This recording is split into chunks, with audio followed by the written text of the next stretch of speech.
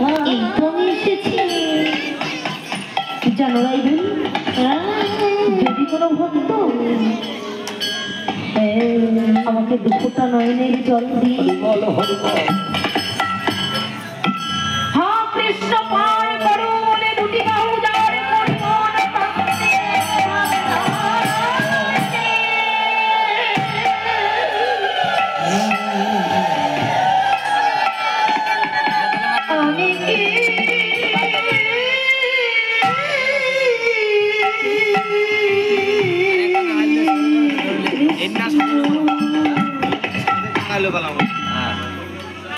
দূরে সরে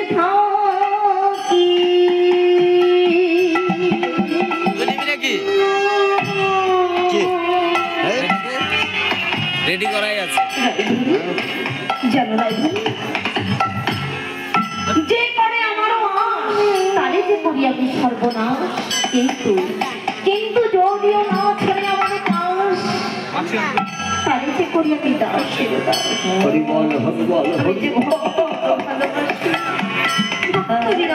কিছুই চাই না।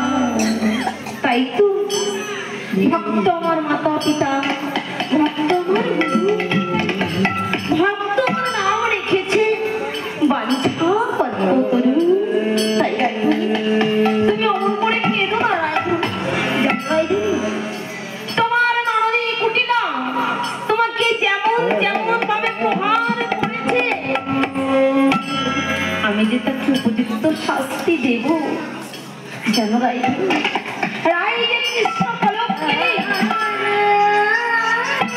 এই জগতে সকলেই বলে ওই যে কৃষ্ণ কলঙ্কে রাইধ হয়ে যাচ্ছে।